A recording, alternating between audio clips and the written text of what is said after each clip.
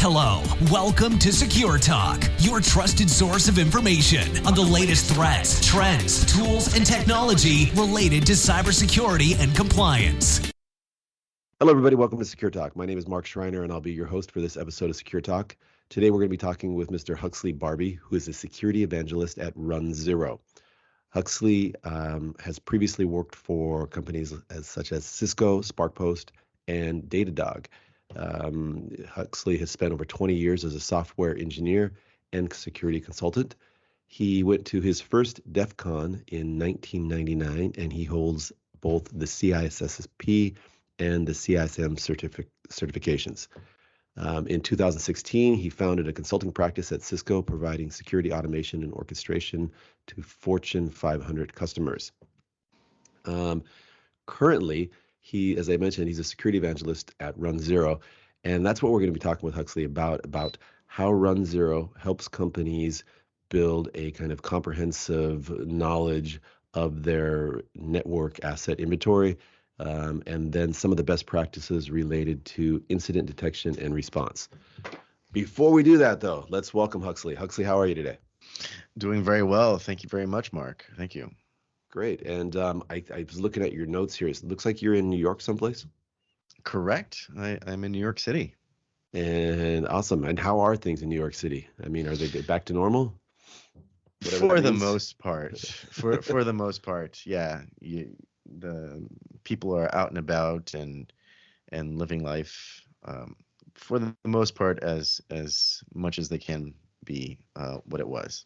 Yeah, because you guys got hit pretty hard, and I think obviously there was a very I guess swift reaction and then lockdown, and I just wonder if there's any kind of shell shock. I'm in Seattle, and we never went to full lockdown. It was all kind of modified, and we were kind of ground zero for the original outbreak, but which was at a nursing home, but in that we had, well, one, we don't have the population density of New York City, right? So just by default, it's probably more difficult out here. But the after effects, I mean, things now are pretty much back to normal. I mean, maybe a few more people wear masks than before, but other than that, I don't see it.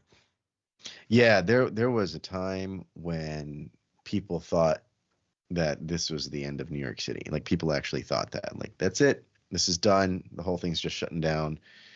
And they would corroborate the hypothesis by pointing to all the folks that are moving out of the city and so on and so forth. But the city is alive and strong, and it's as strong as it ever has been.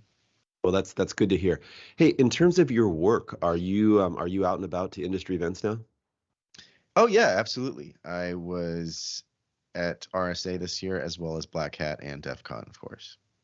And what were your thoughts? Was it like, because I've gone to a couple of industry events, and people are just like, yeah, it's so good to be back, man. And there was probably a little bit over excitement, over socialization, a lot of festivities and things like that. Is that what you were seeing as well? Definitely a lot of sentiments around, oh man, it's been so long, and I miss people and shaking hands and having up close conversations and things of that nature.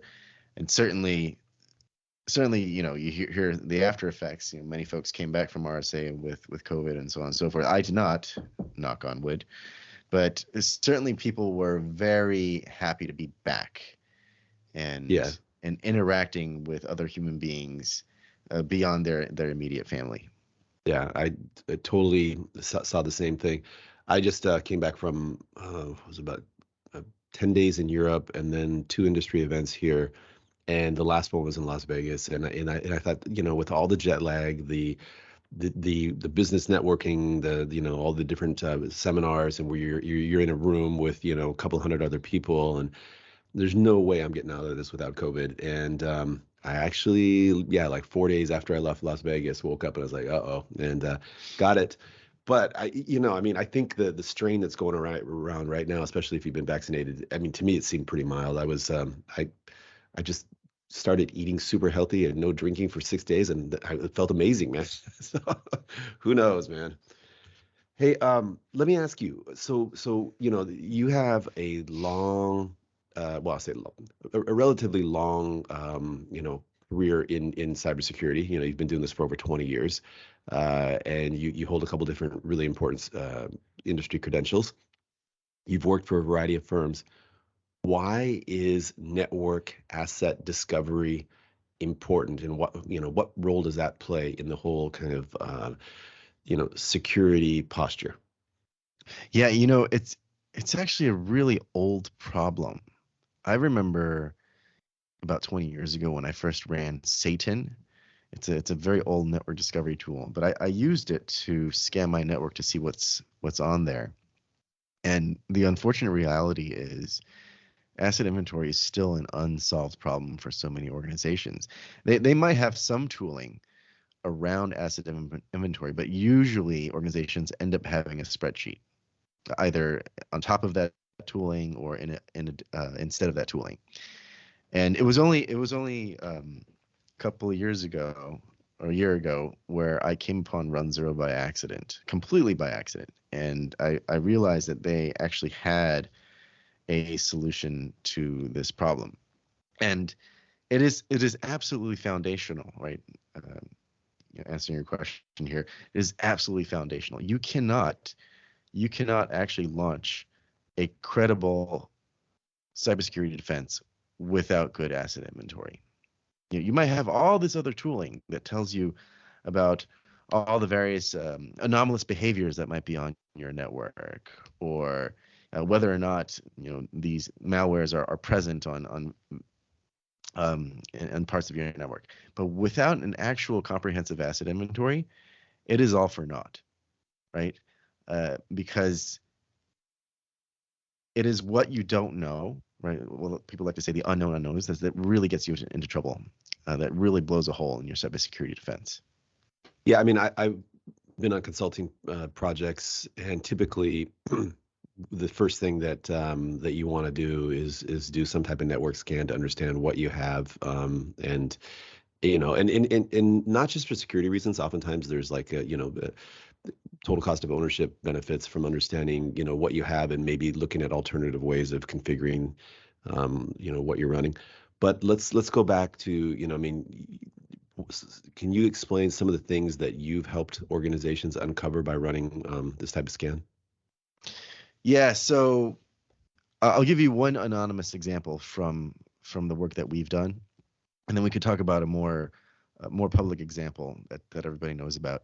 So the example that's closer to us was a medical production company that was breached, and they were doing some very important pharmaceutical production in recent times, and law enforcement got involved because they had to. And the primary recommendation from law enforcement was that this company needed to have a comprehensive asset inventory. Right. A more public example that we're all familiar with is Equifax from a few years ago. Right. In that case, the primary reason why they were popped is simply because they did not have a good asset inventory. They were sort of aware that some of their machines did not have, or did have, a version of Apache Struts that was vulnerable, but the asset inventory wasn't in a consistent state such that they had the proper ownership assigned to those assets. So even though they circulated an email out to a bunch of folks within Equifax, they didn't have the right ownership assigned to those assets. So the people who needed to know, who were in a position to be able to patch those assets, were not made aware.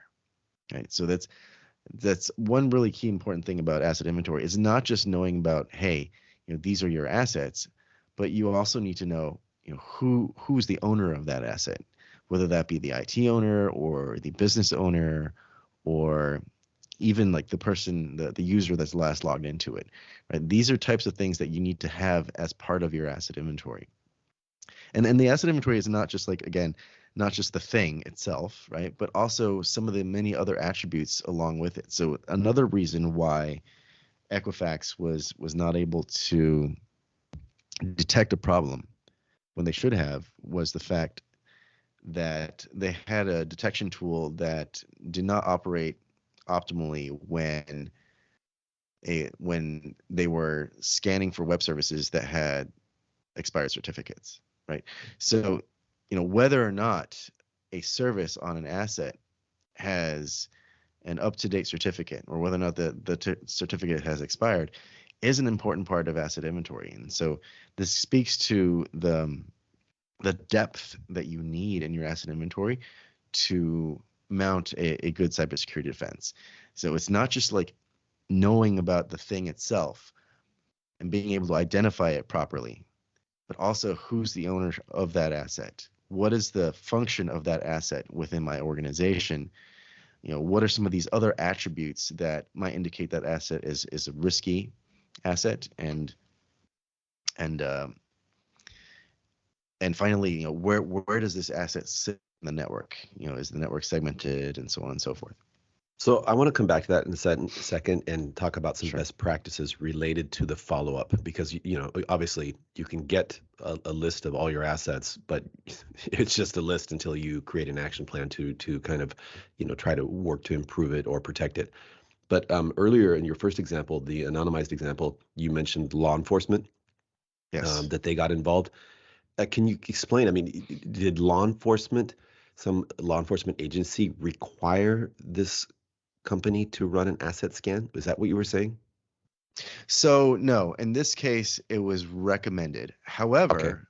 I don't know if you've been following, but I think just last week, or maybe the week before, CISA released a binding operational directive that requires all federal agencies to take action around asset inventory.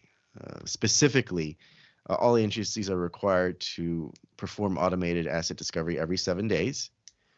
That covers their entire IPv4 space. They also need to be able to run an asset discovery scan within 72 hours of being requested. So on-demand scan as well. And not only is it about asset discovery scans, but you also need to be able to do vulnerability enumeration as well. Obviously, this only applies to federal agencies, but there are many private organizations that follow CISA's guidelines, so we might see more and more of that. But yeah, in the anonymized example, no, law enforcement did not require it.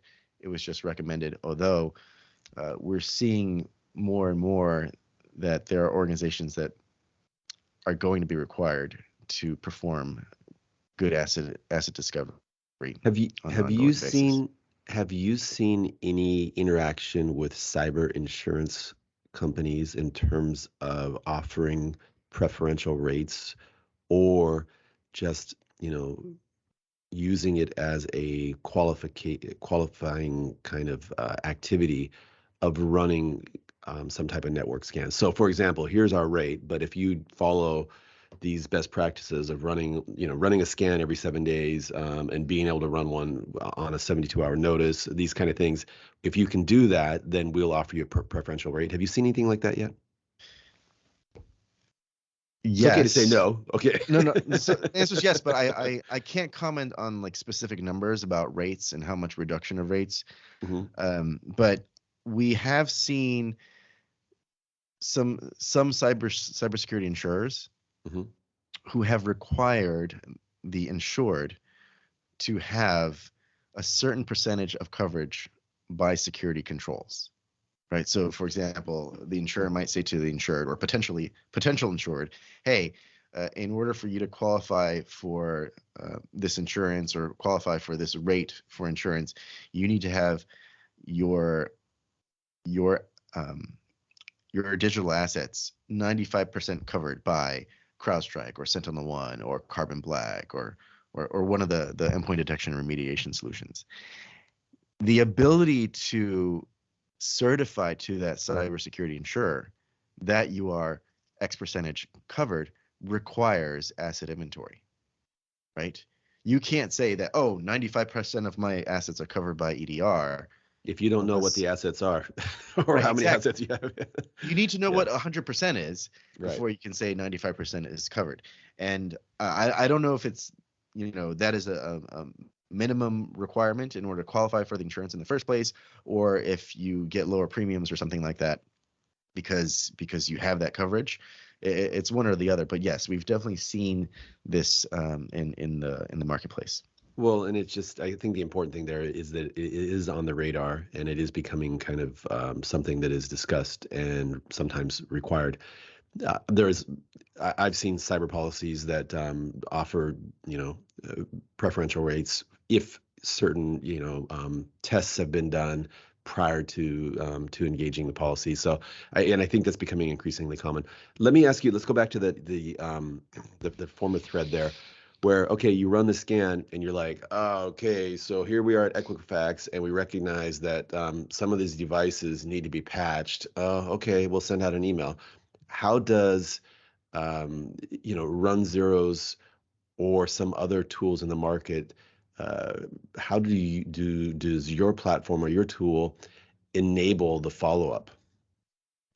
Yeah, so there's a number of ways that these types of tools, asset discovery tools, can help out, right? Obviously, knowing these assets, what they are in the first place, is table stakes, right? You actually have to have that. And that's actually not an easy problem to solve, first and foremost, right? Oftentimes, you have asset discovery solutions that only find part of your asset inventory. Well, actually, let me just stop you right there because I've heard that from multiple people that I've spoke to on Secure Talk and in out on consulting engagements. That how do we know that you're actually getting an accurate scan? I mean, you're gonna show us stuff, and you're gonna show us stuff that we don't know or we didn't know was there. Credentials of employees who have left the firm for 3 years, and that's pretty important stuff. But how do we really know that this is an accurate scan? So, I mean, how can anybody prove that? Yeah, so there's actually a number of different approaches to asset discovery. There are some vendors who use agents, which, of course, really only tells you about the stuff that you already know about, right? Because if you could put in an agent on, if you can install an agent on an asset, that means you already know about it. That's already a managed asset. Very similarly, there are asset discovery solutions that use authenticated scans, right? This is very popular with ITSM solutions or vulnerability management solutions, where they will try to log into as many devices as possible. But the thing is, if you already know the credentials for that asset, then you already manage it. So it's already something that you know about. There's another approach which uses a passive network monitor. So essentially you would span from a switch, or you would install a tap somewhere within your network, and then you just sort of listen for traffic to see what's out there. This approach is able to find those unmanaged assets, but only if those assets are talking, and only if you are able to span from every single switch, or from all the distribution switches where you can have like basically choke points on the network. So that's one way of doing. But again, because you're only listening for traffic, you cannot actually interrogate those assets, which makes the fingerprinting of those assets a little bit specious. You can't always guarantee that you're correctly identifying the asset as what it is. There are other vendors out there who, instead of using these tools, using these other approaches, that what they'll do is they'll ingest asset inventory information from a whole host of other solutions within your IT and security stack. But of course, if it's unmanaged, completely unknown, it's part of the unknowns on your network, then it's going to be missed, because these API ingest solutions, they're only as good as the data sources that they pull from. So there's one final solution or approach to this problem, which is unauthenticated scans, where you essentially just go out and you scan the network, and you do not require credentials. You rely on the information that's being leaked from these assets to identify them correctly. And so this avoids the problem of only knowing about the assets that you already manage, right? Because it's an unauthenticated scan. It can go anywhere on the network. And unlike the passive network monitor, you're not simply relying on information that's already being passed on the network. You can actually go and interrogate those assets to figure out what they are. Some folks have used tools like Nmap for unauthenticated scans, which of course is a very popular tool and really good for what it does, but it's not necessarily suitable for enterprises that are looking to streamline their asset inventory. But runZero is an example of this unauthenticated scan solution, where you can go out and you can go discover everything, whether they be managed or unmanaged, whether they be IT or OT in the cloud or work from home. Okay, it makes a lot of sense, and thank you for that. That's a pretty comprehensive overview of the different options out there. So you run this unauthenticated scan, and then what? Well, so then this is where the fingerprinting comes in, right? Not all fingerprinting is the same, and what you want to be able to do, right? Even though you don't have any credentials, you can still get a lot of information from these assets. So this is what we call a security research-based approach, right? It's basically the idea of taking a look at your network, taking a look at your assets from the perspective of the attacker, right? Little known fact, right? The attacker, the adversary, also does asset inventory, right? They always do asset discovery as a first step. And what scan tools do they use? Right. So, I mean, and of course, they don't say asset discovery. They call it recon, right? But they do use tools like Nmap and so on and so forth, because they want to try and not raise any alerts, right? They don't want to trip any wires as they're going around the network and taking a look, right? And so they have a whole host of tools that they use, and they are leveraging leaked information from those assets in order to make a determination as to what's on the network, so they can go figure out what's the next target. And very similarly, right, what we do also leverages that sort of leaked information, security research-based approach, to figure out what are all the assets that are on the network and identify which ones might be risky. So once you have your asset inventory and you're able to correctly fingerprint everything that you have, which is already, if you're at this point, you are already doing better than most other organizations, because this is already a very hard problem, or a hard position to be at, right? To have a full asset inventory that's properly fingerprinted. And then once you have that, you can start doing really interesting things. Now, of course, this isn't just going to be with information from unauthenticated scans, but through integrations with other tools within your environment, you can start doing things like taking a look at your security coverage gaps, right? Where do I not have my EDR? Where is my vuln scanning solution not scanning? You can also do things like help out with contextualization or prioritization of vulnerabilities. So you can say, hey, what is the function of this asset? And where does it live on my network? Oh, is this a mission critical asset for my organization? And for some reason it is publicly facing, it's on the internet.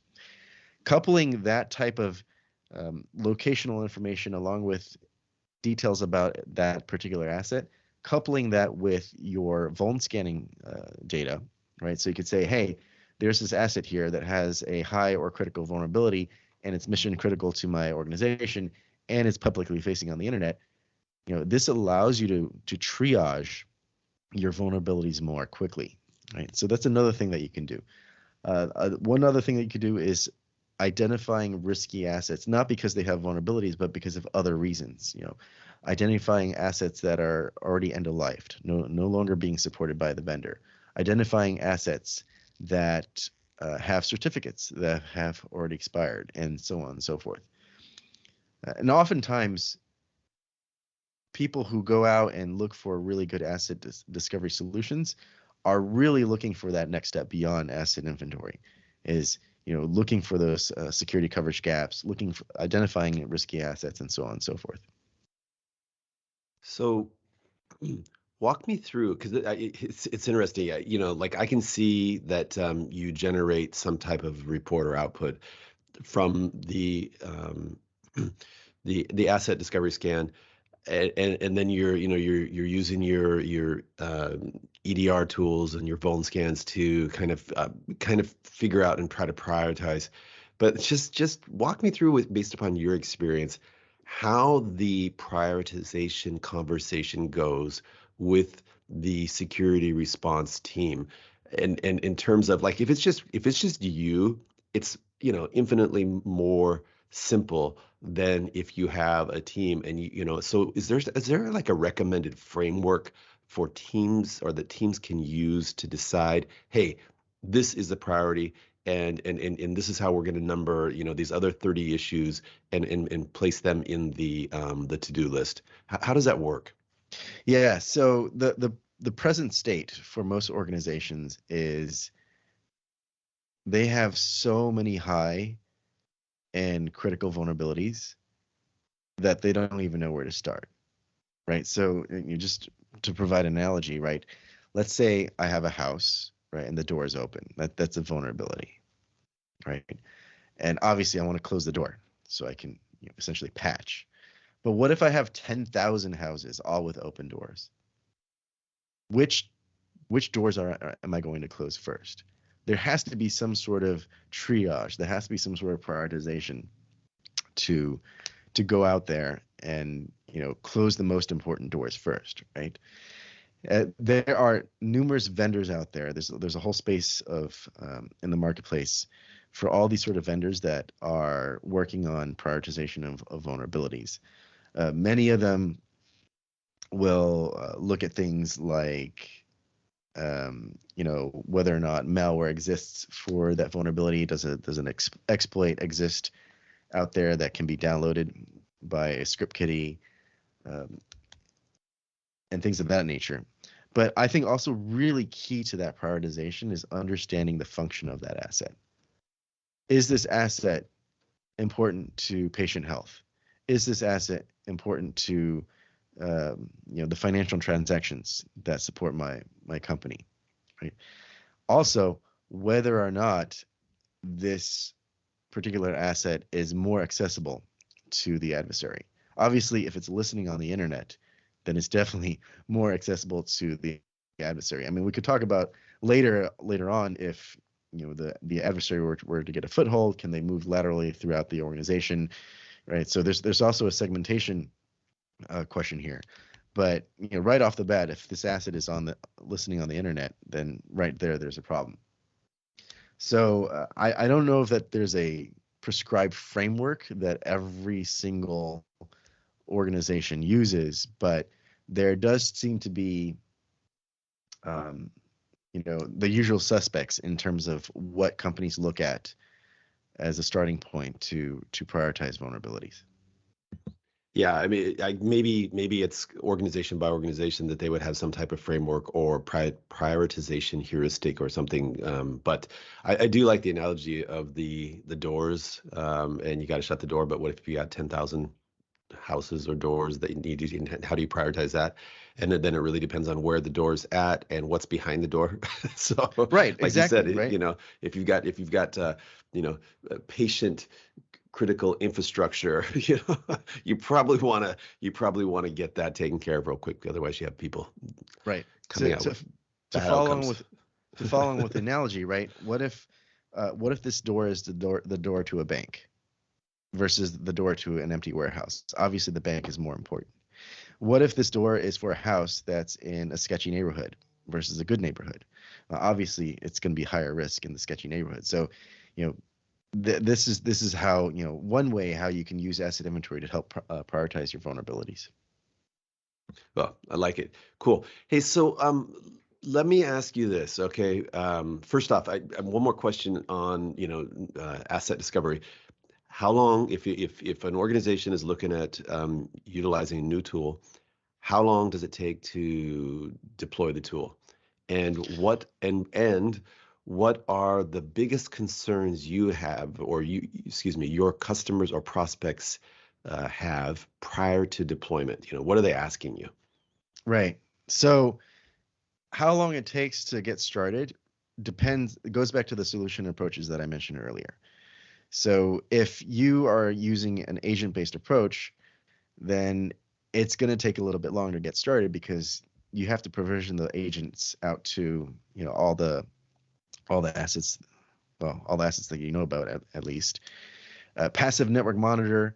Here, what you need to do is reconfigure switches in order to send information into your passive network monitor. These passive network monitors tend to be appliances, right? So oftentimes it's hardware that you have to install, and that takes time. Reconfiguring the switches also takes time, and then you have to wait and collect information before you can have anything interesting to say from that data. The API ingest approach also takes time, not necessarily because of technical reasons, but for people reasons. Usually bringing in that data requires collaboration with other groups within the organization in order to start bringing data from another security tool or bring data from another IT tool. And usually that requires some conversation, buy-in from various stakeholders, and so on and so forth. So it could potentially end up taking weeks just to have those conversations. The unauthenticated scan approach is actually very, very, very simple because whether it's Nmap or it's runZero or mass scan, you simply just install the tool on a particular host, and then you could just start scanning right away. Right. With runZero in particular, we have customers or people who are just trying us out who get it all installed within 15 minutes, and then within an hour or two they have an asset inventory that they can start digging through. But is there like kind of a minimum time period that you say that you would advise your customers to let the scan run to make sure that they have a more or less accurate picture? Like, for example, I've heard 2 days, and I've heard different numbers from different companies. Right. So that type of question is most applicable to a passive network monitor, right? Because they can only wait for information to come. They have to wait until all the assets have spoken, so to speak, on the network. The chattier the assets are, the more information that you'll have in less time. But if you're on a network where the assets are not very chatty at all, then you're going to have to wait even longer. With most of these other solutions, it really depends on how quickly the solution can go out and scan. So vuln scanners are notorious for taking quite some time in order to go through the network, for good reason, of course. They're not just doing asset discovery, but they're also doing vuln checks. So for that reason, it takes them maybe a week or even longer to scan the network. Whereas with a dedicated asset inventory tool, you can actually do this much faster. The other question you're asking is, what are some of the questions that customers ask when they're looking at these solutions? One question that comes to us frequently is comes up with customers that have OT assets. OT assets are often mission critical, right? They run the business, and there have been some really bad experiences in the past. And like I said, this problem goes back at least 20 years, right? There have been some really bad experience in the past with active scanners that have crashed critical assets, OT assets, simply because many of these OT assets are built on top of real old platforms, right? Some of them are 20 or 30 years old. Some of them might be running on Windows XP. And the second reason would be that the code that's written on those OT assets are written for a very specific usage, right? They are expecting somebody to press a button. Pressing that button will then send a signal to the asset, and the asset does something with it. The code was never QA'd or tested against a different usage pattern. Unlike Microsoft Word, where like it's been tested by millions and millions and millions of people all over the world, these OT assets were only tested in a single way. And so with an active scanner, in the past, there have been cases where the active scanner ends up crashing the machine because the code was written a certain way and is running on an older platform. So that question comes up often. But of course, in the case of runZero, we handle this by making sure that our scanner is kind to these OT assets, if you will, where we're not doing aggressive scanning techniques that might crash those assets. Makes a lot of sense. It's something I haven't heard before, actually. So thanks for that. Okay, last couple questions here. You're talking with a CISO who's relatively new to their job, and you want to give them 2 pieces of advice, just to, this is going to be critical for your performance on this job. What are you going to advise them? So one thing is, you should call out asset inventory as a specific line item in your new budget. Oftentimes people wrap up asset discovery within vulnerability management or within ITSM or something else, right? But the fact of the matter is, asset discovery in and of itself is so foundational to your organization, to your cybersecurity defense, that you should call it out as a specific line item, and you should go to the board and argue for that as a specific budget item. Fact of the matter is, adversaries, they do recon as a first step. They're doing asset discovery as a first step. So your defense needs to match and do asset discovery as a first step. The second thing is, and I think most CISOs already know this, but it bears repeating. Good asset discovery, good asset inventory is a pivotal step that allows you to take your security program from being reactive to proactive. And this is not something that I'm making up. This is essentially a verbatim quote from one of our customers, who told us that having a good asset discovery, good asset inventory, is what allowed them to go from always reacting in their security investigations, because they didn't even know they had that thing and it got owned, or it would appear that the attack vector came from this other organization, this other subnet that we didn't even know about, right?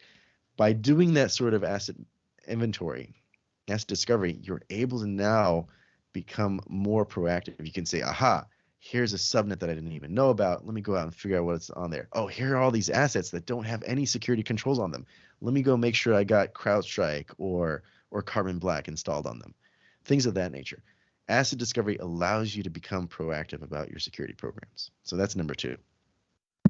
Awesome. I think that's some great advice. And let me just for the last question, kind of totally change it up, because I noticed in the show notes in your profile that you mentioned that you spend your time trying to keep up with your children, and I have 3 boys myself, and so I can totally relate to that. But I also want to ask in terms of, we've been talking about organizational, and that's what you guys do. You help organizations with their network asset discovery. In terms of just, because the other people, because we're all professionals and we do our day jobs, but we're also consumers and individuals, and we have houses that we want to protect. What are some couple best practices or pieces of advice you'd give for parents out there that want to keep their homes secure on the cyber side? Right. So I have many cameras in my house, but the ones that are on the network only point out. The cameras are on the inside of the house, like the baby monitors and things like that. Those are no Wi-Fi whatsoever. I do not want to risk any chance that anybody might be able to move and start looking inside the house. So that's one thing. The other thing that it came to light recently is burglars have started using Wi-Fi jammers. So if you do have cameras on the inside of the house, it's so much better if it's not wireless, if it's plugged in, if it's wired, and it has its own SD card or whatever internal storage that's in the device itself, rather than recording into the cloud, because apparently burglars these days have Wi-Fi jammers, and when they come in and enter into your house, they'll jam it so that these cameras are basically not communicating anymore, right? So if you're going to have cameras on the inside of the house, at least have one of them, at least the one that's pointing at your jewelry or what have you, at least have that, plugged in, hidden, of course, right? Because you wouldn't want the burglar to just take the camera, but have it hidden, have it plugged in, wired, and make sure it has its own storage. Because if it requires anything on the network, there's burglars potentially can just obfuscate that or jam that with some device. Well, and I don't know if that's a New York thing and you guys are just way ahead of the curve, or if it's just that I'm out of the loop. But that's something, because I mean, typically we think about our devices and apps at home as potential vulnerabilities, vectors of attack. But I haven't. That's the first time I've heard that. They're actually just going to use a Wi-Fi jammer to shut down the cameras, so you can't upload. So this came directly from the police department, my local precinct. Wow. Yeah. Well, on that note, that's actually some. I love it when I can learn something or just create a little bit of additional awareness. So thank you for that. That was awesome. If anybody wants to find out more information about you, communicate with you, or find out about runZero, where should they go? What should they do? The best place to find me is on LinkedIn. My name is Huxley Barbee. I'm the only Huxley Barbee you're ever going to meet. And I encourage everybody to go and download runZero. You don't need a credit card even. Just go to the website runZero.com, and there's a limited time edition that allows you to try out every single feature in runZero. And then there's also a second edition, the starter edition, which is free forever. It has limited features, but you can actually use it to scan your house to see if you actually know everything about all the assets in your house, whether those be cameras, doorbells, your Wi-Fi enabled washing machine, and so on and so forth. Awesome. Thanks so much, Huxley. Hey, it was great talking with you, and I hope you have a great remainder to 2022. You as well, Mark. Thank you very much. Hello, welcome to Secure Talk, your trusted source of information on the latest threats, trends, tools, and technology related to cybersecurity and compliance.